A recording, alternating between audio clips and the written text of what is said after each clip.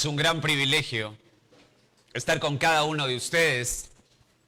Un gran saludo, por supuesto, siempre a mis hermanos que siguen atesorando la palabra de Dios con todo su corazón. Aman estos fines de mes y aplican sus dones, adoran a Cristo y miran el mundo como Él lo mira. Y bienvenidos nuevamente, hermanos, como también un saludo especial a los que nos visitan, los que están aquí por primera vez o vienen algunas veces, pero igual son visitas, no son parte de esta preciosa congregación. Pero muy buenas noches, es un honor estar con ustedes. Hoy quiero tratar de develar o quitar una gran cortina en nuestras mentes, una tela densa, creo yo, que está puesta sobre los pensamientos de la gran mayoría de las personas en el mundo, inclusive personas que asisten a iglesias en forma recurrente. En un artículo del Publisher en el año 2015 sobre las creencias de Satanás, el autor comenta sorprendido, cómo puede haber gente que crea en el demonio. Y consigna lo siguiente: ¿cómo es posible, cito literalmente, cómo es posible que haya gente que realmente crea en el diablo? Estamos en el siglo XXI, no en el siglo XIV. Solo una persona completamente desinformada, con una mente poco educada y con escasos conocimientos sobre las evidencias relacionadas con este asunto podría creer en el demonio. No hay prueba de ello, ni la más mínima. Es simplemente algo que ha germinado a partir de las mentes no científicas e irracionales de los primeros humanos que hicieron lo que pudieron para explicar por qué les ocurren cosas malas a las buenas personas, por qué las buenas personas a veces hacen cosas malas y por qué hay tanto sufrimiento innecesario en el mundo. Fin de la cita. Es obvio que la persona que escribe este artículo nos expone no solamente su pensamiento, sino el pensamiento general, secular y liberal de la sociedad actual. No existe Satanás, no hay pruebas, dice este hombre. El escritor Oscar Wilde dijo, y cito: cada uno es su propio diablo y hacemos de este mundo nuestro infierno. Fin de la cita. También vemos que para tomar este personaje, o sea, el diablo, Satanás, y colocarlo como, usted sabe, como un juego, esta sociedad lo representa a Satanás, al diablo. ¿Cómo lo representa? Bueno, con un traje rojo, ¿verdad? No me puse por eso corbata roja este día. No quisiera que nadie relacione nada. Lo representan con un traje rojo, con tridente y cuernos, ¿verdad? El cual sirve de ejemplo para irse a fiestas de Halloween o fiestas infantiles. Por otro lado, la gente religiosa que cree en Satanás lo coloca como un ser el cual es, eso es muy interesante, antónimo de Dios. Un ser que tiene un poder muy grande, inclusive es antónimo de Dios. O sea, tiene tanto poder que podría deshacer lo planeado por Dios. Podemos, en el ambiente cristiano, estoy haciendo así de lo macro a lo micro, en el ambiente cristiano evangélico, podemos hoy escuchar oraciones indicando: Señor, por favor, que el diablo sea atado. Ata al diablo. Quizá con el deseo, obviamente plausible, de que no nos vaya mal. Hay líderes religiosos que toman al demonio como el causante de todas nuestras equivocaciones. Si me gusta el alcohol, tratamos de sacar el demonio de la borrachera. Fuera, demonio de la borrachera. Si estoy adulterando, tratamos de sacar el demonio de adulterio. Fuera demonio de adulterio. Si estoy cansado, peleamos con el demonio del sueño. Y así, colocando al diablo como un ser omnipresente, como un ser omnipotente. Además, existen ministerios, increíble, donde ofrecen a los cristianos liberación de demonios. Y usted va a encontrar ministerios en iglesias donde usted viene para que lo liberen. En una página de sermones cristianos se menciona lo siguiente: la liberación de demonios es una señal que debe acompañar a los que han creído en el nombre del Señor.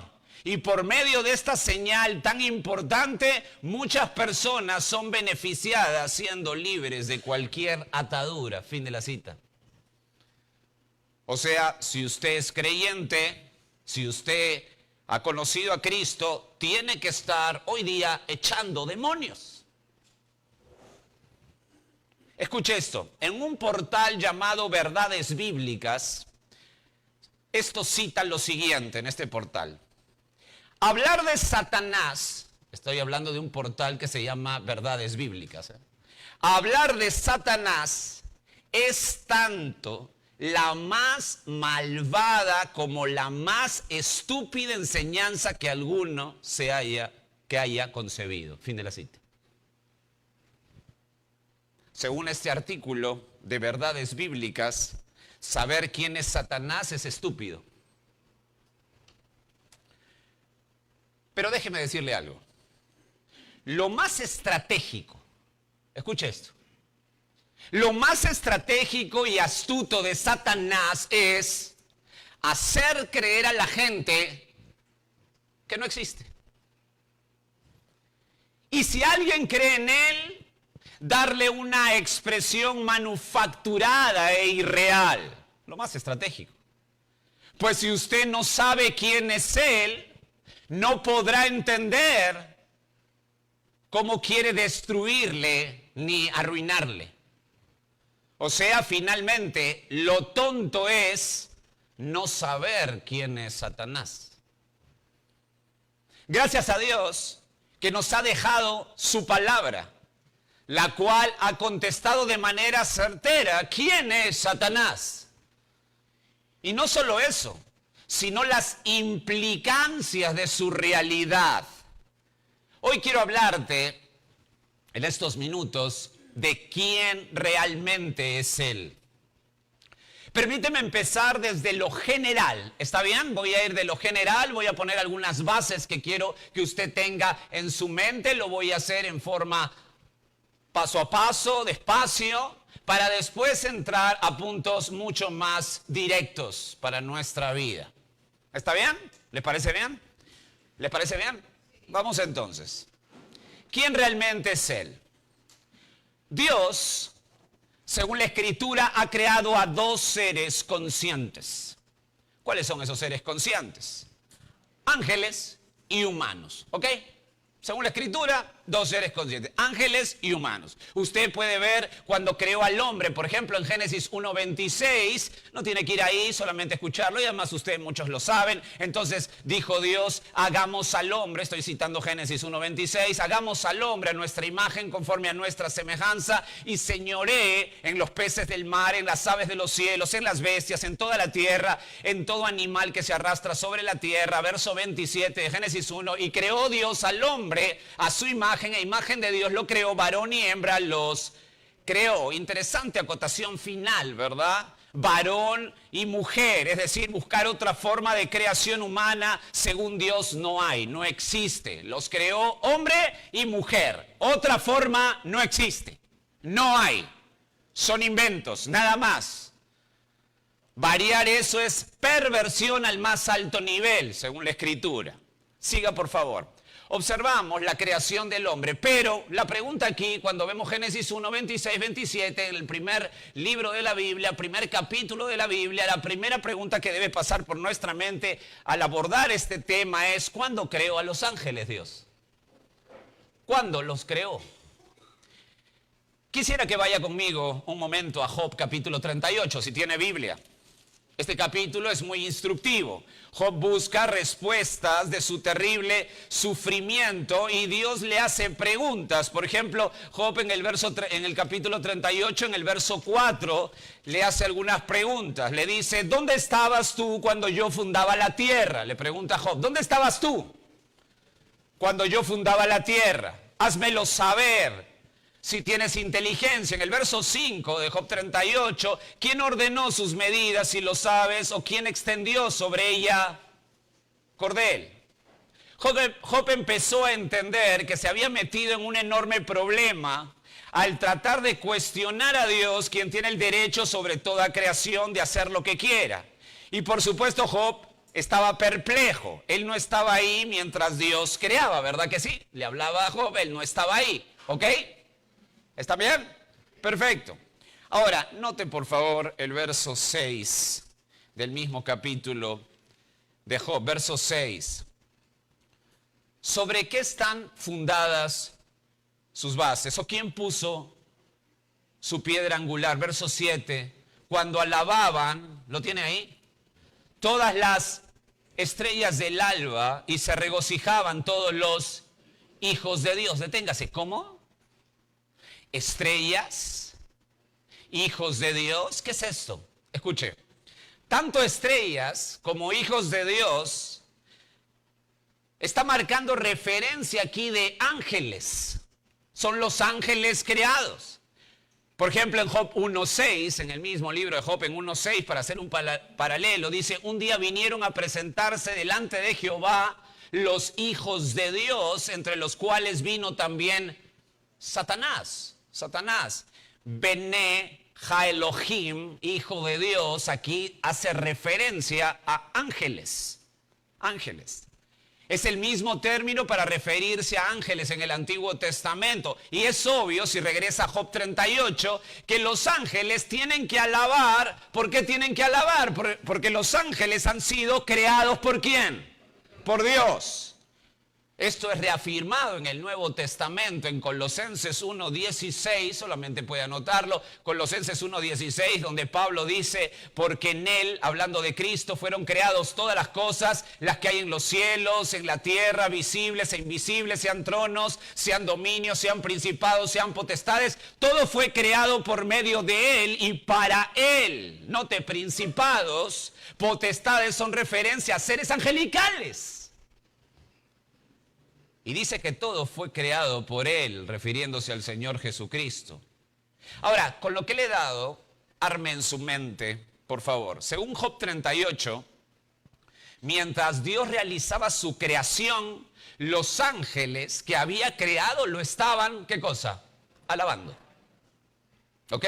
38, 6 y 7, Dios hacía su creación y los ángeles lo alababan. O sea, Dios tuvo que crear a los ángeles en algún momento antes de la creación del mundo, ¿ok? Tuvo que crear a los ángeles en algún momento antes de la creación del mundo, porque cuando estaba creando el mundo, ¿qué estaban haciendo los ángeles? Alabando, ya lo tiene. Y además, déjeme seguir ahondando, a ver qué le parece.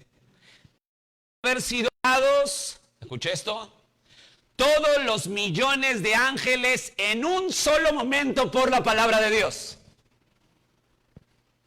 Piense. Antes de la creación, Dios crea a los ángeles. ¿Por qué? Porque los ángeles están alabando al Señor por la creación. Y Él tuvo que crearlos, a esos millones de ángeles, en un solo momento con su palabra. Imagínense. Imagínense. Y usted dice: ¿qué problema te metes, Jorge? ¿Qué problema te metes? ¿Cómo dices eso? ¿Por qué Dios no puso 2 ángeles y ellos a su vez se procrearon poco a poco y tuvieron más angelitos y angelitos y angelitos? Bueno, no es complicado de explicar. Usted se acuerda en Mateo 22, Jesús estaba discutiendo con los saduceos, y los saduceos tenían una particularidad. Ellos no creían ¿en qué? En la resurrección, ¿verdad? No creían en la resurrección y le hacen una pregunta. ¿Se acuerdan? En Mateo 22 a Jesús le hacen una pregunta, por supuesto para tentarlo, porque no creen en la resurrección. Y les dice, si una mujer se casa con un hombre y se muere el marido y de ahí se casa con otro, con el hermano, y se muere también, y se casa con el otro y se muere también, es decir, para la tercera muerte ya esta mujer es sospechosa, ¿verdad? Algo así, tipo la viuda negra, algo así estaba aquí, en Mateo 22. Pero bueno, finalmente, dicen los saduceos, llegó al séptimo marido. Y la pregunta es, Señor, en la resurrección, ¿de quién será la mujer esposa de qué marido? Si son 7. Es una pregunta tentándole. Y Jesús dice en el verso 30 de Mateo 22, responde, dice Jesús, porque en la resurrección ni se casarán, ni se darán en casamiento, sino que serán como los ángeles de Dios en el cielo. Nota nuestro punto, nota nuestro punto. No dejó Dios 2 ángeles para procrear porque simplemente los ángeles no lo hacen. Simplemente. Los tuvo que crear antes de la creación del mundo y lo hizo en un solo momento, los millones de millones, en un solo momento con el poder de su palabra. Tremendo Dios. Tremendo Dios. Hasta ahora usted tiene que Dios creó ángeles y hombres. ¿Ok? ¿Hasta ahí? Y los ángeles fueron creados en algún momento antes de la creación del mundo, pues cuando Dios creó lo estaban alabando, y también fueron creados los ángeles de seguro en forma instantánea, pues ellos no procrean. Seguimos. ¿Cuántos ángeles creó? Esto es fascinante. Anote Apocalipsis 5:11. Apocalipsis 5:11. Y miré, dice Juan, el autor de Apocalipsis, y miré y oí la voz de muchos ángeles alrededor del trono y de los seres vivientes y de los ancianos, y su número era, acá Juan da el número de los ángeles, era millones de millones. Apocalipsis 5:11. ¿Cuántos ángeles? Millones de millones. El autor a los hebreos, en Hebreos 12:22, dice, sino que os habéis acercado al monte de Sión, a la ciudad de Dios vivo, Jerusalén, la celestial, a la compañía de muchos millares de ángeles.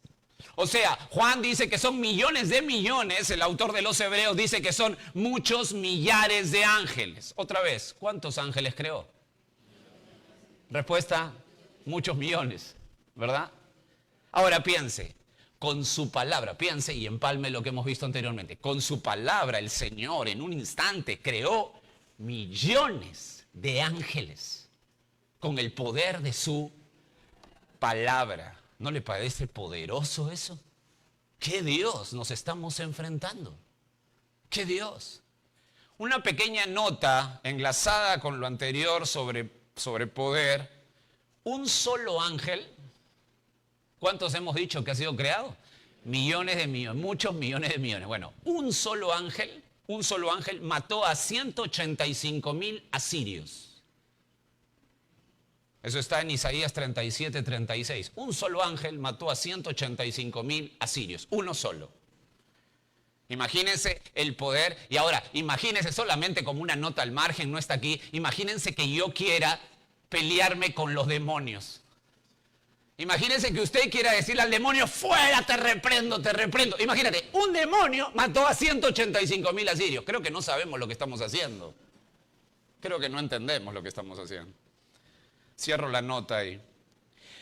Otra pregunta, ¿para qué fueron creados los ángeles? Esto lo debe tener claro. Fueron creados para 2 cosas específicas. Para 2 cosas fueron creados los ángeles específicas. Para adorar y para servir a Dios. Para adorar y para servir a Dios. Por ejemplo, Salmo 148:2, solo para que lo argumente, Salmo 148:2 dice, alabadle vosotros todos sus ángeles, alabadle vosotros todos sus ejércitos. En el autor de Hebreos, otra vez en 1:6, Hebreos 1:6 dice, y otra vez cuando introduce el primogénito en el mundo dice, adórenle todos los ángeles de Dios. ¿Lo nota? Un verso más sobre servir a Dios, el Salmo 103:20. Bendecid a Jehová, estoy dando lectura al Salmo 103:20 como pasaje paralelo de argumentación. Bendecid a Jehová, vosotros sus ángeles, poderosos en fortaleza, que ejecutan su palabra obedeciendo a la voz de su precepto. Es decir, los ángeles fueron creados para adorar y para servir a Dios. Esa es su función, ¿lo tiene? Pero algo pasó. Que una cantidad considerable se rebeló contra Dios. Algo pasó con esta creación de millones, de muchos millones de ángeles, que una cantidad considerable se rebeló contra Dios. Esto es vital entender. ¿Cuántos se rebelaron? Apocalipsis capítulo 12, Juan hablando del dragón, o sea, de Satanás y su rebelión original, menciona en el verso 4, la parte A, lo siguiente. Escuche Apocalipsis 12, 4, la parte A.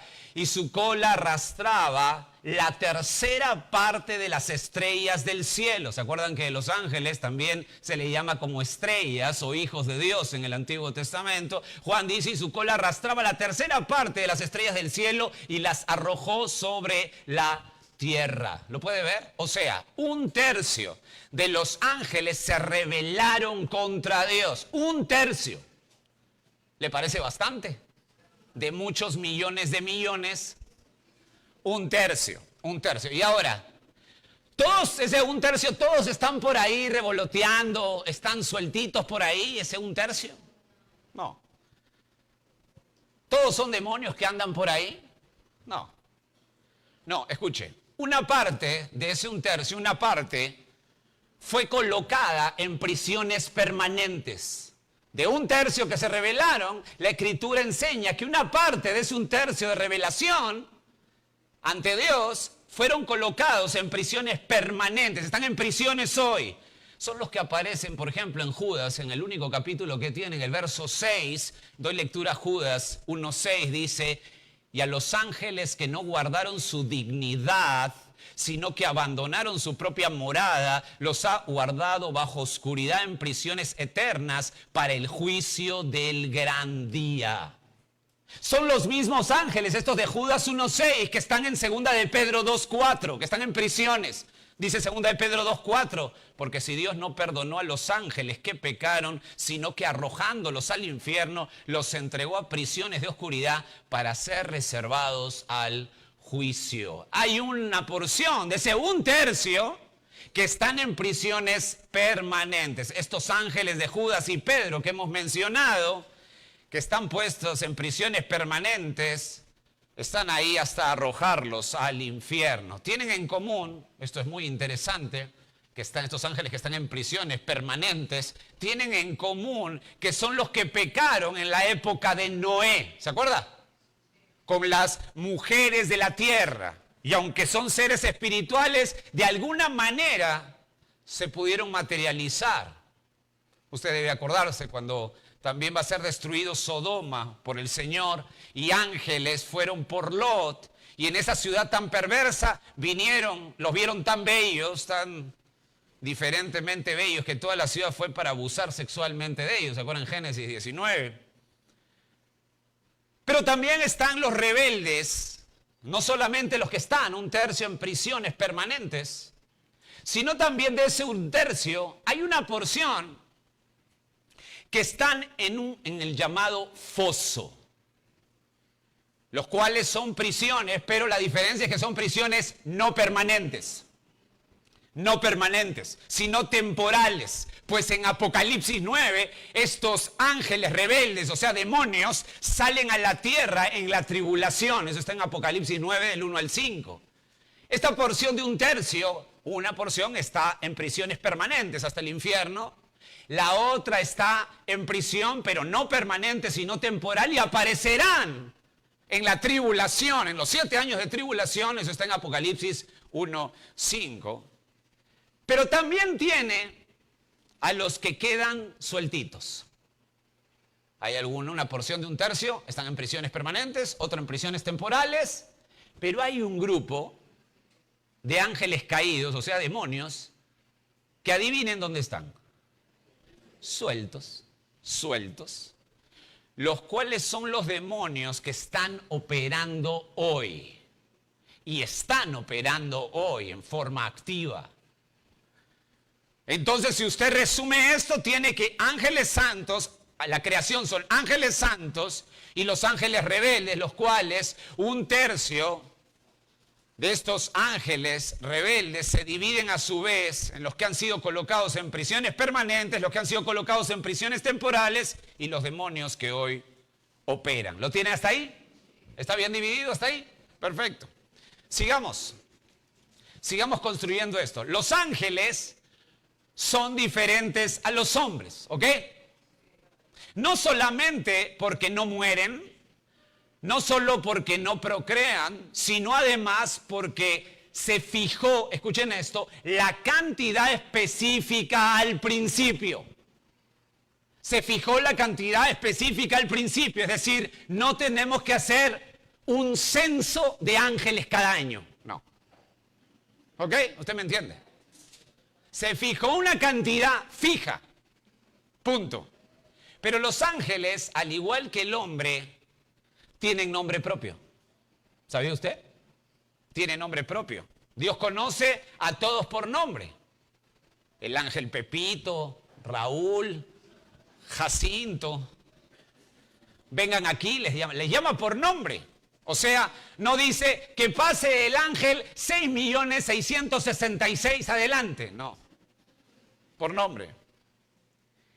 Y hay 3 ángeles, esto es bien interesante, hay 3 ángeles que son, por así decirlo, en las huestes angelicales, atiéndame, como de un nivel superior, como los de más alto rango. Hay 3 que son de más alto rango. Por ejemplo, el primero, Gabriel. ¿Ha escuchado de Gabriel? Gabriel.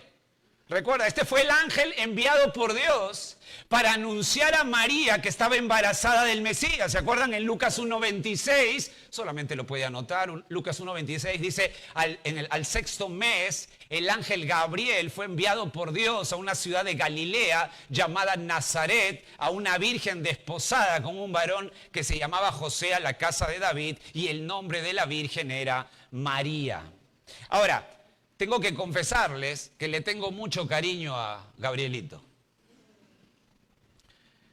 Pues fue quien le explicó a Daniel y nos explica a nosotros la enorme profecía de las 70 semanas, los cuales ordenan los tiempos hasta el tiempo del fin. Usted sabe, Daniel estaba orando y se aparece Gabriel y le enseña, le da una cátedra de la profecía de las 70 semanas, y no solo eso, sino que le explica con claridad que eso es para solamente, escuchen, eso es para el pueblo de Israel. Solamente para que usted no se olvide, Daniel 9:21, ahí está consignado en Daniel 9:21, dice, aún estaba hablando en oración cuando el varón Gabriel, está hablando Daniel ahí en oración, y cuando el varón Gabriel, a quien había visto en visión al principio, volando con presteza, vino a mí como a la hora del sacrificio de la tarde y me hizo, escuchen, entender y habló conmigo diciendo, Daniel, ahora he salido para darte sabiduría y entendimiento. Al principio de tu ruego fue dada la orden y yo he venido para enseñártela porque tú eres muy amado. Entiende pues la orden y entiende la visión. Verso 24, 70 semanas están determinadas, escuchen, sobre tu pueblo y sobre tu santa ciudad. Tremendo, es claro. Dios tratará, le dice a Daniel, Dios tratará al final con Israel. Nota al pie. Si usted con todo eso sigue creyendo que Israel no será restaurada al final, le aconsejo que escuche a Gabriel, al ángel Gabriel, ¿no? Este ángel también anunció a Zacarías, ¿se acuerdan de Zacarías? Que su mujer Elizabeth iba a dar a luz, ¿a quién? A Juan el Bautizador, ¿se acuerda? Y lo dejó mudo por no creer, tremendo ángel. Ya vimos a Gabriel. Ahora, hay otro personaje angelical importante. Este es el superángel. Su nombre, Miguel. Miguel. Creo que le dicen Mickey, Miguel. Este es el superángel. Este es, digamos, el Pedro de los ángeles. El Pedro. Recontra guerrero, este ángel. Este superángel estuvo presente para acudir a Daniel, pues él oraba, también a Daniel, pues él oraba y estuvo 21 días así, y de pronto llegó Miguel. Note, Daniel 10:12, miren cómo aparece este ángel. Entonces me dijo, Daniel, no temas, porque desde el primer día que dispusiste tu corazón a entender y a humillarte en la presencia de tu Dios, fueron oídas tus palabras, y a causa de tus palabras yo he venido. Mas el príncipe del reino de Persia, o sea, un demonio, se me puso durante 21 días, pero he aquí, ¿quién apareció? Miguel, uno de los principales príncipes, vino para ayudarme y quedé allí con los reyes de Persia. O sea, Miguel se apareció para defender a Daniel de un demonio. Miguelito es bravo. Miguel es bravo. De alguna manera estaba enfrentando a un demonio. También Miguel disputó con el mismo Satanás. Escuche. Disputó con el mismo Satanás por el cuerpo de Moisés, según Judas 1:9. Pero cuando el arcángel, estoy dando lectura a Judas 1:9, este Miguel también se enfrentó a Satanás por el cuerpo de Moisés. En Judas 1:9 dice, pero cuando el arcángel Miguel contendía con el diablo, disputando con él por el cuerpo de Moisés, no se atrevió a proferir juicio de maldición contra él, sino que dijo, el Señor te reprenda. Aparentemente, en esta situación de Satanás con Miguel, Satanás quería colocar el cuerpo de Moisés en un lugar visible. ¿Y qué pasa si los israelitas ven el cuerpo de Moisés en una tumba visible? ¿Qué va a pasar? Lo van a adorar. Entonces hicieron todo lo posible, porque el tremendo profeta Moisés hicieron todo lo posible para que su cuerpo no se pueda ver, y disputaba, dice este ángel Miguel, con Satanás el cuerpo de Moisés. Pero Dios había dado órdenes específicas al superángel Miguel, obviamente, que enterrara el cuerpo de Moisés en un lugar desconocido para impedir que el pueblo siga sumergiéndose en la torpe idolatría. También el superángel Miguel estuvo involucrado en una batalla feroz contra los demonios en Apocalipsis 12:7. Siempre que aparece Miguel, siempre hay trifulca. Es un guerrero. Es el 911 celestial. ¿Usted me entiende? Apocalipsis 12:7 dice, después hubo una gran batalla en el cielo. Miguel y sus ángeles luchaban contra el dragón, y luchaban el dragón y sus ángeles. Mientras en la tierra hay una terrible masacre por la tribulación, en el cielo también se libra una batalla. Y si hay batalla, ¿quién está ahí? Miguel, el superángel Miguel. Bueno, ya tiene a Gabriel, ya tiene a Miguel, y el tercero es el mejor. El tercero es el mejor.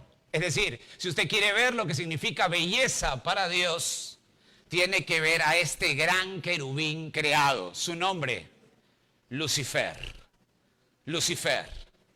¿Sabe lo que significa Lucifer? ¿Sabe lo que significa Lucifer? Demonio, no. Que porta la luz significa. Lucifer significa que porta la luz, luz brillante, imponente, lo más hermoso. Ezequiel 28 da una descripción, y déjeme leerla a partir del verso 11, Ezequiel 28:11. Vino a mí palabra de Jehová diciendo, hijo de hombre, levanta endecha sobre el rey de Tiro y dile, así ha dicho Jehová el Señor, tú eras el sello de la perfección. ¿Cómo? Espérense. Le está hablando el profeta al rey de Tiro, pero de pronto cambia el personaje, ya no es el rey visible, sino el que está detrás del trono. Y le dice esto, tú eras el sello de la perfección, lleno de sabiduría y acabado de hermosura. En Edén, en el huerto de Dios estuviste. ¿El rey de Tiro estaba en Edén? No, pues, ¿le está hablando a quién? A Satanás. En Edén, en el huerto de Dios estuviste. De toda piedra preciosa era tu vestidura, de cornerina, topacio, jaspe, crisólito, berilio, ónice, de zafiro, carbunclo, esmeralda y oro. Los primeros de tus tamboriles y flautas estuvieron preparados para ti en el día de la creación. tu querubín grande, protector. Yo te puse en el santo monte de Dios. Allí estuviste en medio de las piedras de fuego. Te paseabas. Perfecto eras, dice el verso 15 de Ezequiel 28. Perfecto eras en todos tus caminos desde el día que fuiste creado. Esto es interesante. Esto es interesante. Le está hablando un gobernante al rey de Tiro, pero de pronto cambia para ver ya no al que está sentado en el trono, sino, como dije, al que está detrás del trono. El que influye en las decisiones del rey de Tiro. Y esto es bien interesante. Esto es bien interesante porque esta es la metodología de Satanás.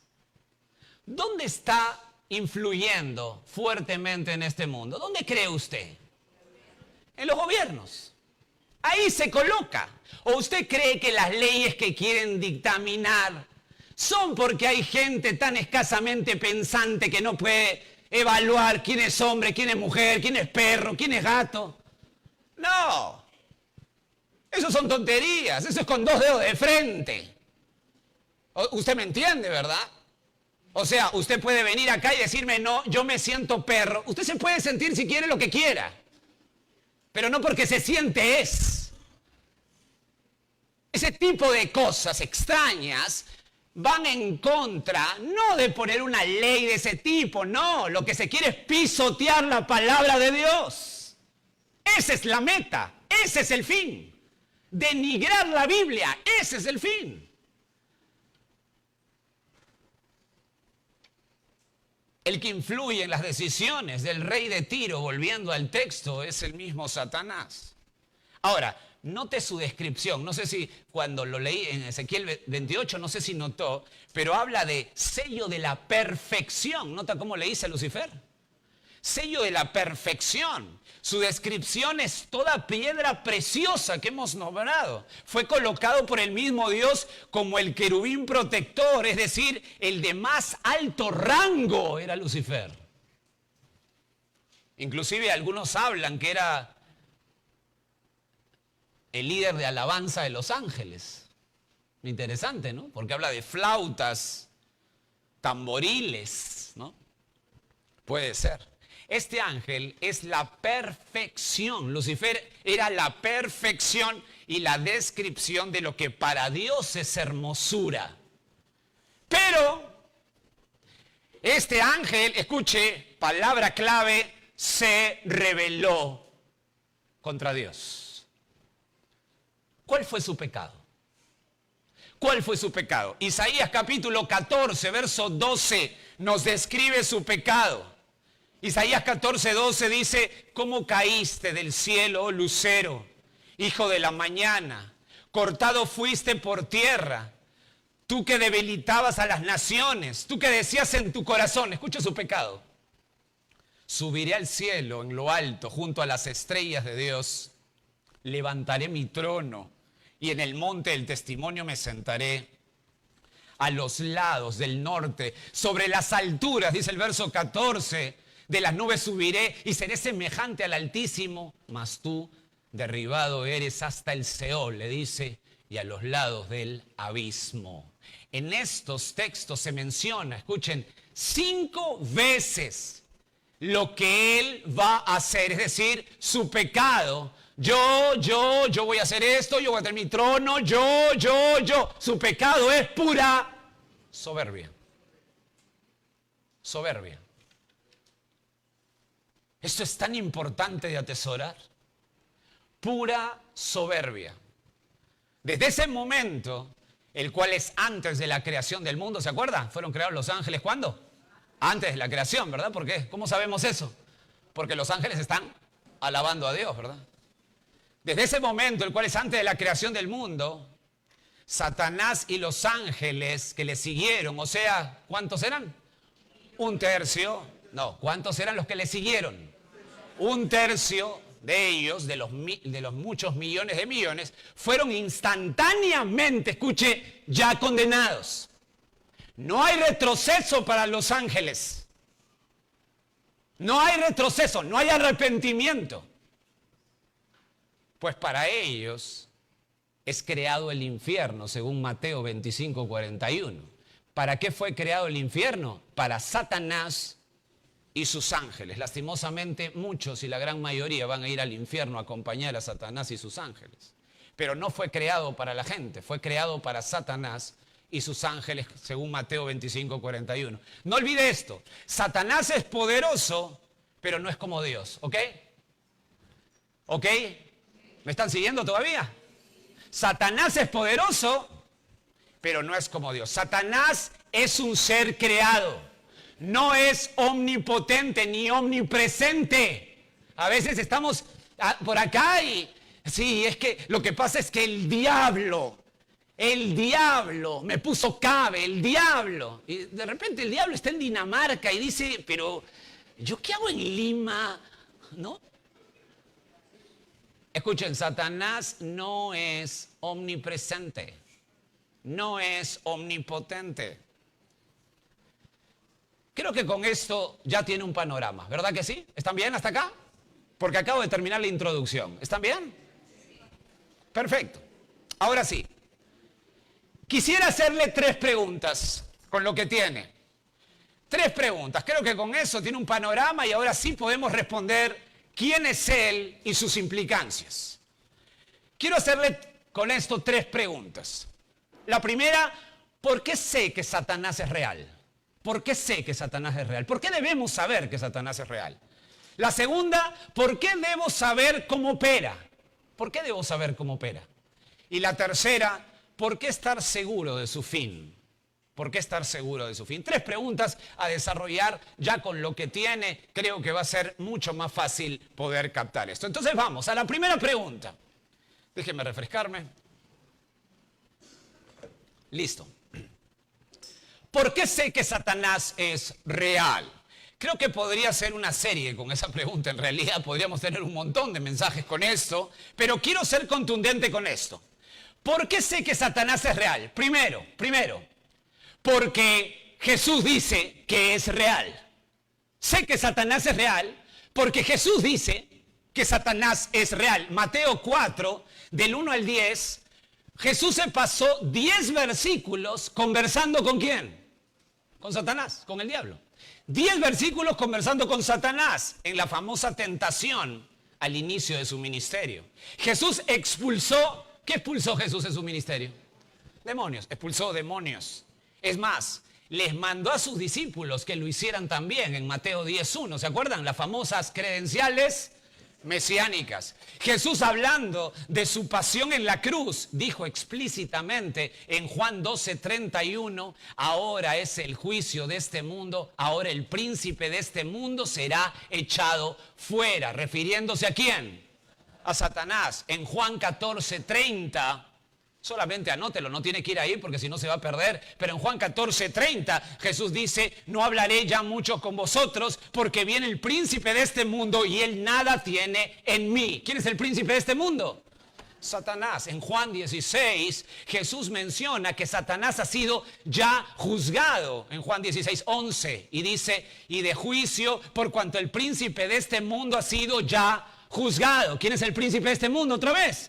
Satanás. En Juan 8, Jesús le dice a los religiosos que son hijos ¿de quién? Del diablo.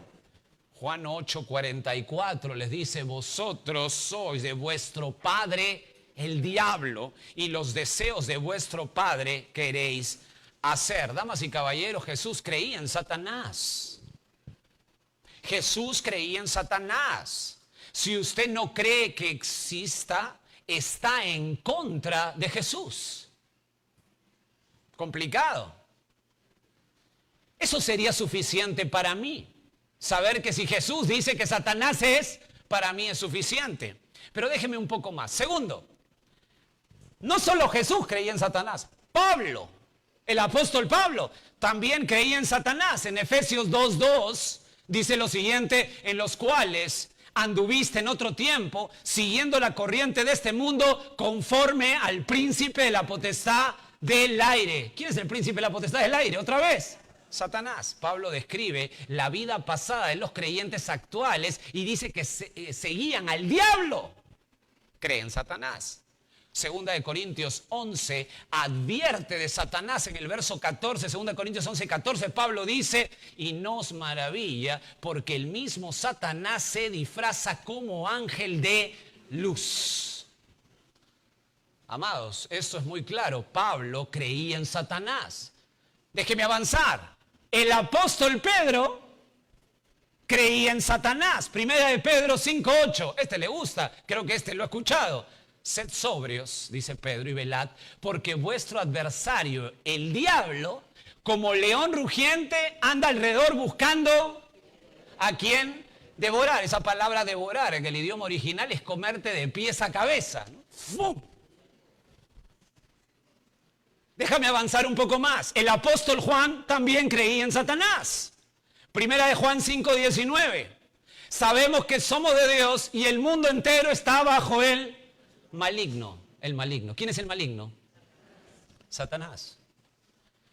El hermano carnal de Jesús. ¿Quién es el hermano carnal de Jesús, hijo de María? ¿Quién es? ¿Se acuerda? Santiago. Santiago creía en el diablo. Santiago 4:7 dice, someteos pues a Dios, resistid al diablo y él huirá de vosotros. ¿Lo ve difícil? No, es muy sencillo. Jesús creía en el diablo, el apóstol Pablo creía en el diablo, Pedro creía en el diablo, Juan creía en el diablo, el hermano carnal de Jesús creía en el diablo. No es conflictivo, para nada, es claro. El mismo Santiago menciona, el diablo es real. Una más, el autor a los Hebreos dice que es el diablo quien tiene a la gente sin Cristo muerto de miedo por la muerte. O sea, se mueren más de 1000 veces pensando en la muerte. Hebreos 2:14 dice, así que por cuanto los hijos participaron de carne y sangre, él también, hablando de Cristo, participó de lo mismo para destruir por medio de la muerte al que tenía el imperio de la muerte, esto es al diablo. El autor de Hebreos también cree en el diablo. Queridos hermanos y amigos, no creer que Satanás existe no es una posición propia, no. Tampoco solo una apreciación intelectual, no. Sino que el no creer en el diablo es antibíblico. Es antibíblico, es una ofensa a Dios. Es negar la enseñanza del Nuevo Testamento, es negar a Jesús. Esto es contundente.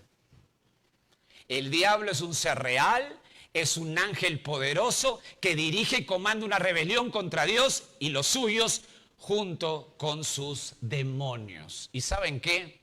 Hay un rasgo de personalidad de este ángel maligno que me llama la atención y que me garantiza que es real. ¿Saben cuál es ese rasgo de personalidad que te debe garantizar que Satanás es real? Es que Satanás planea. ¿Me escuchó? Satanás planea. En 2 Corintios 11:3, el apóstol Pablo dice, pero temo que como la serpiente con su astucia engañó a Eva, vuestros sentidos sean de alguna manera extraviados de la sincera fidelidad a Cristo. O sea, es tan astuto que planea. ¿Se da cuenta? ¿Se da cuenta esa característica? Planea. ¿Usted ha visto alguna vez a un cocodrilo planeando algo? No, pues, obvio que no. Obvio que no. Planea. Este ser, amados míos, es real y hoy, escuchen, hoy está operando junto con sus demonios. Esto nos lleva a la segunda pregunta o al segundo punto. Ya sé que es real. ¿Amén hasta ahí? ¿Es real? Claro que sí. La escritura es contundente. El diablo, el decir que el diablo no existe es estar en contra de Jesús. No se lo recomiendo. Segunda pregunta. ¿Por qué debo saber cómo opera? ¿Por qué debo saber cómo opera? Bueno, esto es muy sencillo. El no saberlo es letal para usted y para mí. El no saber cómo opera es letal para nosotros. Yo jugué mucho tiempo fútbol hace algunos años atrás y viajé mucho jugando fútbol. Y cuando estábamos en la concentración, el entrenador nos llamaba para estudiar a nuestro equipo rival, cómo juega, quiénes son los más habilidosos y todo eso, cómo atacan. Ahora, ¿por qué hacía eso el entrenador? ¿Por qué se pasaba tanto tiempo haciendo eso con su equipo? Bueno, obvio, para poderlos enfrentar con claridad y no golpear al aire, ¿verdad? Para no ser torpes en el juego. Bueno, creo que esto lo captamos bien, el paralelo. Ahora, ¿cómo opera? Otra pregunta que sería una serie, por supuesto, de muchos mensajes, pero quiero ordenarlo. Quiero ser conciso con esto. Para ordenarlo, quiero que sepa bien que Satanás opera en los suyos. Escuchen esto. ¿Están listos para esto? Opera en los suyos, o sea, en los que aman sus pasiones, en los que no son creyentes, como también opera en los creyentes. Vamos a ver primero en los suyos. Me refiero a toda persona que nace. A eso me refiero. Los suyos, los que son de Satanás, son toda persona que nace naturalmente. Todos los que hemos nacido somos hijos del diablo. Es increíble cómo le mienten a la gente decir que todos somos hijos de Dios. Bueno, déjeme decirte, seguro no vas a poder dormir, lo siento mucho, pero todos los que nacemos naturalmente somos inclinados a todas las pasiones pecaminosas que el diablo plantea. Somos hijos del diablo. Toda persona que no ha rendido su vida a Cristo y sigue viviendo sin obedecer a Cristo, es decir, sin obedecer su palabra, que no tiene iglesia, no le importa la iglesia, que no le importa el Dios de la Biblia, sino que dice, yo quiero a Dios a mi manera, bueno, ese es suyo, ese es de Satanás. Si usted es buena gente, pero sin amor por la palabra de Dios, es hijo de Satanás, según Efesios capítulo 2. Ahora, ¿cómo opera en los suyos? ¿Cómo opera en la gente natural Satanás? Primero, te lleva a negar la Biblia. Eso es lo que primero hace con los suyos. ¿Qué hace con la gente natural? Primero lo que hace Satanás es, te lleva a negar la Biblia. ¿Para qué la Biblia? Dice la gente. ¿Para qué la Biblia? ¿No? ¿Para qué la Biblia? Jesús es verbo, no sustantivo. ¿Has escuchado eso? La ha cantado, ¿no? La ha cantado. ¿Para qué la Biblia? ¿Tanta Biblia para qué? Yo veo a Dios a mi manera. Ese trabajo de negar la Biblia, amados míos, no es nuevo. Empezó en Génesis 3 cuando le dijo a la mujer, ¿con qué Dios ha dicho? ¿Con qué Dios ha dicho? Atiéndame, pervertir la verdad es el trabajo más, pero más importante para Satanás y sus demonios. Quiero repetir eso. Pervertir la verdad es el trabajo más importante para Satanás y sus demonios, como también es el más antiguo de sus trabajos. Hoy, al exponerse a una mala doctrina, es normal en muchas iglesias. Ahí trabaja, ese es el patio de juegos de Satanás y sus demonios. Exponerse a una mala enseñanza. A veces uno no tiene esto como peso en su vida. Y usted tiene que exponerse a una buena enseñanza porque Satanás y sus demonios justamente operan con mayor eficacia donde no se expone bien la Biblia. ¿Por qué? Porque Satanás trabaja con los suyos en serio. En 1 Timoteo 4.1, déjame argumentarte esto, lo puedes anotar. 1 Timoteo 4.1 dice, pero el Espíritu dice claramente en los postreros tiempos, algunos apostatarán de la fe, escuchando espíritus engañadores y a doctrina de demonios, por la hipocresía de mentirosos que, teniendo cauterizada la conciencia, prohibirán casarse y mandarán abstenerse de alimentos que Dios creó para que con acción de gracias participasen de ellos los creyentes y los que han conocido la verdad. Ya lo tiene, te lleva a negar la Biblia. Es lo primero que hace Satanás con los suyos. Niega la Biblia. Segundo, con los suyos. Le lleva a negar la salvación por la sola fe. la salvación por la sola fe. Las personas siguen creyendo con fuerza el cuento que si se portan bien y hacen buenas obras van al cielo. Eso es una de las mentiras más perversas que se lleva empaquetado a toda persona que no ha nacido de nuevo. Tú le quieres hablar a un familiar y seguramente usted está acá. Algunas personas que han venido de visita piensan, bueno, voy porque un amigo me invita, pero yo no necesito tanto esto, porque yo la verdad no soy tan malo, no hago malas cosas, yo no soy un violador. Entonces Dios no va a ser tan injusto de mandarme al infierno. Escuchen, ese es un cuento letal. La gente sigue creyendo que si se portan bien van al cielo. El apóstol Pablo luchó con esa idea en la iglesia de Galacia y llamó a los que creían y enseñaban eso, los llamó malditos. Gálatas 1:8, mas si aún nosotros o un ángel del cielo os anunciara otro evangelio diferente del que hemos anunciado, sea anatema, o sea, malditos. Si usted cree que sus méritos personales lo llevarán al cielo, y vive así, Satanás lo está usando muy bien.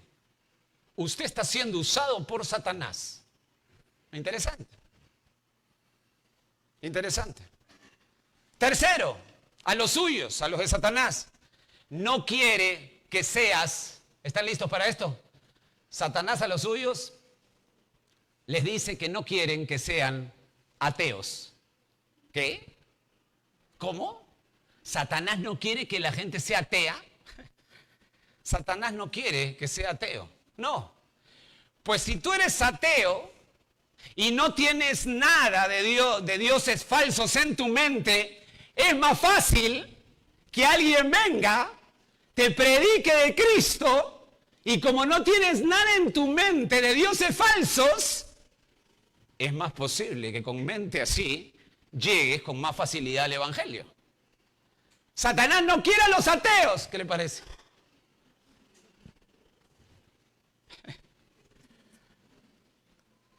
Pero si tú estás envuelto en falsas religiones, por ejemplo, te vistes de morado todos los meses de octubre,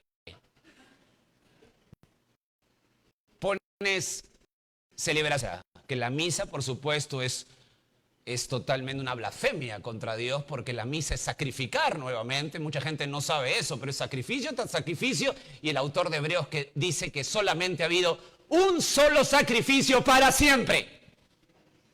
La misa ofende la palabra de Dios. Pero si tú estás lleno de eso, de que si el rosario, de que si tu santito, de que si tu vela, de que si tu muertito hay que hacerle ceremonias, es más complicado llegar a la fe salvadora. Escuchen, Satanás no quiere que sean ateos, quiere que sean religiosos. ¿Cómo lo sabemos? Salmo 115:6 dice, hablando de los ídolos, de la gente que tiene mentalidad religiosa, dice, tienen boca, mas no hablan, tienen ojos, mas no ven, orejas tienen, mas no oyen, tienen narices, mas no huelen, manos tienen, mas no palpan, tienen pies, mas no andan, no hablan con su garganta. Y escuchen el verso 8, que aquí está la clave. Semejantes a ellos son los que los hacen y cualquiera que confía en ellos. Si hay una persona religiosa que abraza una religión recalcitrante, sin entendimiento de lo que hace, para Satanás es mucho mejor. Porque se vuelve, tiene ojos, pero no ve. Tiene nariz, pero no huele. Interesante, ¿verdad? Interesante. A veces pensamos que, no, mejor ser ateo no. No importa que tengas una religión total, eres más, digamos, afinidad con la Biblia. No, mis queridos. Al contrario. Al contrario. Haga la prueba para que vea usted. Estar atado a una religiosidad es una trampa satánica. Satánica. Cuarto, sobre los suyos. Quiere que vivan un estilo de vida que los condene. Quiere que vivan un estilo de vida que los condene. Satanás quiere que la gente suya modele un estilo de vida contrario a la palabra de Dios. Para que todos les guste eso. Les guste eso. Y sean condenados. Por ejemplo, la homosexualidad. Esa práctica te hunde de tal manera que terminas creyendo que es un derecho. O que esa práctica es una opción que tienes y además se ve muy moderno. Porque a la gente que sale del closet hay que aplaudirla. Escuche, naturalmente no existe esa opción. Ráspese la piel un día, hágase un raspadito así. Ráspese la piel, analice y no va a encontrar en nadie gen homosexual. ¿Usted cree que sí? No hay. O eres varón o eres mujer. No vas a encontrar mitad. No hay. No hay más. El mundo atrapado en las garras satánicas dice, ¡hay más! ¡Mucho más! No, solo hombre y mujer. Y dice, no, hay más. Luzcamos alegres, luzcamos positivos. Aplaudamos la homosexualidad. Pero no solo la homosexualidad. Primera de Corintios 6, 9 dice, ¿no saben que los injustos no heredarán el reino de Dios? Dice Pablo, ¿no saben eso? No se equivoquen, ni los fornicarios, ni los idólatras, ni los adúlteros, ni los afeminados, ni los que se echan con varones, ni los ladrones, ni los avaros, ni los borrachos, ni los maldiciantes, ni los estafadores heredarán el reino de Dios. Satanás quiere introducir a los suyos en una vida tan disipada que se vea bien. Esos personajes públicos famosos que salen en televisión y que los jóvenes sobre todo creen que son su ejemplo y quieren vivir igual, ¿no? Vestirse igual, sentirse igual, hablar igual. Esos son los que utiliza Satanás para pervertir a la gente. Para pervertir a la gente. Satanás quiere introducir a los suyos en una vida tan disipada que se vea súper bien. Engaña a su esposa, eso está bien. Consuma pornografía, tenga vicios, emborráchese cada cierto tiempo, está bien. No sé si usted se ha dado cuenta, pero si usted ve una serie norteamericana ahora en Netflix, cada vez que uno quiere salir del trabajo, tiene un problema, ¿qué cosa hace? Va a un bar y se pone a tomar. Entonces ya es una costumbre para la gente. Y de pronto, si usted va al centro de Lima hoy a las 8 de la noche, así, del día de semana, adivine cómo están los bares. Llenos. Qué influencia, ¿no? Es que se ve muy bien, ¿no? Se ve muy bien que ese abogado todo bien vestido vaya a un bar a tomar un trago y todo eso, ¿no? Bueno, esa es la influencia que hace Satanás en los suyos, para que la gente imite esas cosas. Si usted está en alguna de estas prácticas, venga hoy a la verdad, pues usted no podrá escapar de la ira de Dios por el pecado. Ya vimos cómo utiliza los suyos, pero ahora, ¿cómo operen los creyentes? ¿O no operen los creyentes? Sí, lastimosamente sí. ¿Está listo? En primer lugar, operen los creyentes creando duda de tu fe. Va a crear duda de tu fe. ¿Estás seguro en lo que crees? ¿Tienes convicciones reales? ¿Estás seguro en lo que crees? Mira cómo prosperan los que no creen y le va mejor que a ti. Tú llegas al evangelio y de pronto todo te va mal. Perdiste el trabajo, tienes más problemas en tu casa. ¿Pero qué pasa, Señor, si he venido al evangelio? Bueno, quizás Satanás está tratando de hacer dudar en tu fe. David dijo en el Salmo 73:3, porque tuve envidia de los arrogantes, viendo la prosperidad de los impíos, dice David.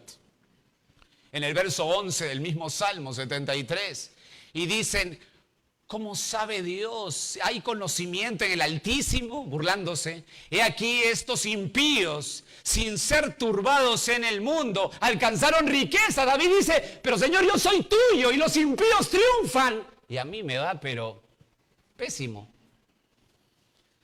David se da cuenta de esto y dice en el verso 22 del mismo Salmo 73, dice, escuchen lo que dice cuando David se da cuenta de lo que está haciendo. Tan torpe era yo que no entendía, era como una bestia delante de Dios. David dice, qué bruto soy. qué bestia soy. ¿Cómo voy a pensar? ¿Cómo voy a pensar que porque me va peor que los impíos, estoy mal con Dios? ¿Qué tiene que ver eso? ¿Cómo voy a dudar? Dice David en el verso 25 del mismo Salmo. ¿A quién tengo yo en los cielos sino a ti? Y fuera de ti nada deseo en la tierra. ¿Lo entendió David? Lo entendió David. Quizás si estás dudando hoy, es posiblemente que el maligno está creando dudas en tu mente. Y nuestra respuesta es como la respuesta de Job. ¿Qué dijo Job cuando empezó los pájaros a tratar de hacer nido en su mente? Job dijo, yo sé que mi Redentor vive. Punto. Sus promesas son absolutas. Segundo, ¿cómo usa Satanás? ¿Cómo puede usar a los creyentes? Escuchen esto. Te puede usar para tratar de destrozar la obra de Dios. ¿Sabe usted? ¿Sabe usted que puede usar a un creyente para tratar de destrozar la obra de Dios? Tomar decisiones y operaciones que están en contra de la voluntad de Dios para aniquilar la obra de Dios. ¿Se acuerdan lo que pasó con el apóstol Pedro? Antes habló con Jesús, antes de la tragedia de Pedro, y Jesús preguntó, ¿quién dicen que soy? Le preguntó a los apóstoles, ¿y quién saltó a hablar? Pedro. ¿Y qué cosa dijo Pedro? Tú eres el Cristo, el Hijo del Dios viviente. Y Jesús dijo, no te lo ha revelado ni carne ni sangre, sino mi Padre que está en los cielos. Es decir, espiritualmente, aprobado. Pero solamente unos versos más adelante, poquitos versos, Jesús anuncia su muerte, porque era la profecía del Antiguo Testamento, la muerte del Mesías. Y Pedro se acerca y le dice, tomándole aparte, Pedro lo agarró así del hombro y le dijo, ven acá, a Jesús. Comenzó a reconvenirle, o sea, como diciendo, ¿cómo vas a hacer eso? Señor Jesús, Señor, ten compasión de ti, en ninguna manera esto te acontezca. Y Jesús volteó y le dijo, quítate delante de mí, Satanás. Entonces él dijo, pero ¿no me llamo Pedro? Le cambió el nombre. ¿Que Pedro no era un creyente? Claro que era un creyente. Pero en ese momento, utilizado por el mismo diablo, ¿para qué? Para romper y tratar de destrozar la obra de Dios. Interesante, interesante. Tercero, ¿cómo puede utilizar Satanás a un creyente? Temor de persecución. Escuchen, Satanás lo ha hecho por la historia. Ha perseguido al pueblo de Israel, el pueblo de Dios en el Antiguo Testamento, persiguió al Mesías desde Génesis 3, desde su anuncio, persiguió a Jesús al nacer de pequeño, ¿se acuerdan con Herodes que quería matar a los niños? Por persecución. Y hoy persigue ¿a quién? A la iglesia. Persigue a la iglesia. Quiere infundirle miedo. Quiere infundirle miedo. Me encanta lo que pedía la iglesia perseguida, terriblemente perseguida, en Hechos de los Apóstoles, porque tenían amenazas de muerte en el primer siglo. Y en Hechos 4:29 la iglesia ora así. Escucha cómo ora. Y ahora, Señor, mira sus amenazas y concede a tus siervos que con toda valentía hablen tu palabra. O sea, ellos no decían, Señor, por favor, que pongan otras leyes, que haya libertad religiosa, que los gobernantes sean buenos para poder predicar. ¡Nada! No me importa quién sea el gobernante. No me importa cuáles son las reglas aquí en esta sociedad pervertida. Señor, dame valentía para colocar a Cristo el Señor en alto. Esa es la oración de la iglesia. Esa es la oración de la iglesia. Satanás puede llenarnos de temor por la persecución. Me llamaba la atención cuando, ¿se acuerdan la época de la pandemia? Bien interesante, muy interesante, porque mucha gente que había dicho que confiaba en el Señor y que el morir es ganancia, Bueno, no había mucha ganancia de ir a comprar a la bodega. Y me encantaba que la gente venía acá, todo cerrado, porque los policías me saludaban, porque me tenían mucho cariño, querían estar más cerca de mí, los policías. Y cuando venían acá la gente cantando, todos abrazándose, y cuando salían era como cruzar una línea de otro mundo. Y me encantaba ver esa escena, al pueblo de Dios tranquilo, porque su Señor los guarda. Satanás quiere infundir temor al pueblo de Dios para no extender el evangelio. Cuarto, quiere tentarnos a pecar. ¿Cómo? Esto es vasto. Quiero que usted, si es creyente, confíe.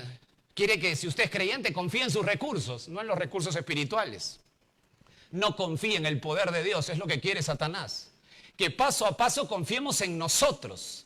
Que paso a paso confiemos en nuestras habilidades, en nuestros recursos. Pero si tú haces eso, caes en tu vida cristiana. Hay un pasaje en Efesios 6:10, cuando se habla de la armadura del creyente, muy conocido, que dice, por lo demás, o sea, como resumen, hermanos míos, fortaleceos en el Señor y en el poder de su fuerza, no en el poder de tu fuerza, en el poder de su fuerza. Ya sé que Satanás es real, ya sé algo de cómo opera. ¿Están bien hasta ahí? ¿No se han dormido hasta ahora? Todavía, muy bien. Tercera pregunta, ¿por qué estar seguro de su fin? ¿Por qué estar seguro? Escuche, esto es crucial. Satanás y sus demonios ya han sido condenados al infierno, ¿ok? ¿Ok? Ya han sido condenados al infierno, al lago de fuego, Apocalipsis 20:10. Y el diablo que los engañaba fue lanzado en el lago de fuego y azufre, donde estaba la bestia y el falso profeta, y serán atormentados día y noche por los siglos de los siglos, dice Apocalipsis 20:10.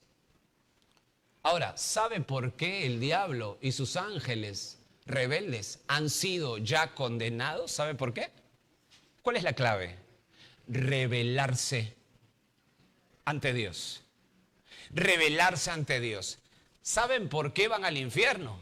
Por rebeldía ante la palabra de Dios. El problema es que la Biblia enseña que todos nos hemos rebelado a Dios. El problema es que la Biblia nos enseña que todo ser humano desde que nace odia a Dios y se ha rebelado ante Dios. Toda persona natural va a acompañar a Satanás y a sus huestes al infierno. El infierno es un lugar como Lima, como San Isidro, es un lugar, es un lugar. Y si usted va a ese lugar a sufrir por la eternidad, ya no hay retorno. Toda persona que nace en forma natural se rebela ante Dios. Y su fin es el infierno. Es por eso que Cristo vino, el Dios hombre. Se encarnó de una virgen, vivió 100% en santidad, no pecó nunca, no pecó nunca, murió terriblemente en una cruz como un malhechor para cargar los pecados de todos los suyos por toda la historia. Y él ser castigado, tomando el pecado de los suyos, para que todo aquel que cree en Él no se pierda, mas tenga vida eterna. Él pagó el pecado, amados míos. Jesucristo pagó el pecado en esa cruz y al tercer día resucitó. Él es victorioso. Él está vivo. Y Él quiere todo tu corazón. Él está vivo. Y Él está intercediendo por los suyos en este momento. Y Él quiere que nadie se pierda. Pero todos por naturaleza somos rebeldes. ¿Cómo podemos escapar del infierno y de esta rebeldía? Escúchame bien. Si usted quiere escapar de eso, hoy lo puede hacer. Esa es la buena noticia. Que hoy es el día de salvación. ¿Cómo lo puede hacer? Tiene que arrepentirse. Tiene que en su corazón decir de verdad, Señor, quiero cambiar de vida. Yo no puedo hacerlo, te necesito. Hasta este día he seguido mis pasiones, he seguido el pecado. Yo no quiero la Biblia, no me interesa la iglesia, no me interesa la comunión. Hasta ahora no sé nada de eso. Yo me creía buena gente, pero ya no puedo más.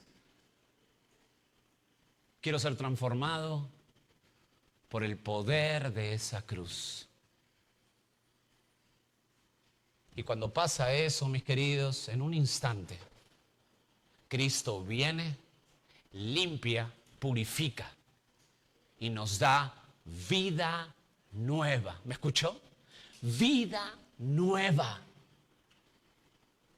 Y nos lleva con Él en un sendero aquí en la tierra de quizá sufrimiento, de quizá dolor, porque tener a Cristo es garantizar un sufrimiento aquí en la tierra. ¿Me están escuchando bien? Ser cristiano no significa que la vas a pasar bien. Ser cristiano no significa para de sufrir. Eso no significa. Te puede ir peor. Pero si tienes a Cristo, lo tienes todo. Si usted quiere, sabe que es un rebelde hasta este día de la palabra de Dios, venga hoy a Cristo en arrepentimiento y hoy puede cambiar su destino eterno para siempre. Vamos a orar. Padre, gracias por darnos la oportunidad de conocer más de tu palabra y de un tema que es crucial para nosotros. Un tema crucial para nosotros que es conocer al enemigo de nuestras almas. Y hoy, sobre todo, con un falsa enseñanza positivista, donde inclusive cristianos creen que ya están en victoria y que Satanás no puede operar en ellos, sin darnos cuenta que hoy tiene una actividad total y debemos conocer sus artimañas. Pero sobre todo, Señor, hay personas aquí que nos están mirando por las redes, que no te conocen, que se han creído hasta aquí buena gente y piensan que con su estilo de vida, moralmente aprobado por sus propios estándares, creen que van a agradarte a ti, Señor. Padre, la única forma de ser acepto en el amado es a través del sacrificio de Cristo. No hay otro camino. Tú eres solo el camino, la verdad y la vida, y nadie viene al Padre si no es por ti. Tu nombre, Jesucristo, es el único nombre dado a los hombres debajo del cielo en que podamos ser salvos. Porque tú fuiste a la cruz, Señor, el justo por los injustos para llevarnos a Dios. Padre, oramos por las personas que hoy quieren, con toda inteligencia, sin remover sus emociones en primer lugar, sino con toda inteligencia venir a ti por la obra de tu Espíritu. Confiamos en esa tarea tuya, Señor. No solamente a los que están aquí, sino a los que nos están mirando en las redes. Que mucha gente venga abriendo su vida totalmente a tu bondad y tu gracia. Gracias por escucharnos, gracias por atendernos, Señor. Salva, te lo pedimos, en los méritos de Cristo. Amén. Amén. Antes que se vayan, abajo hay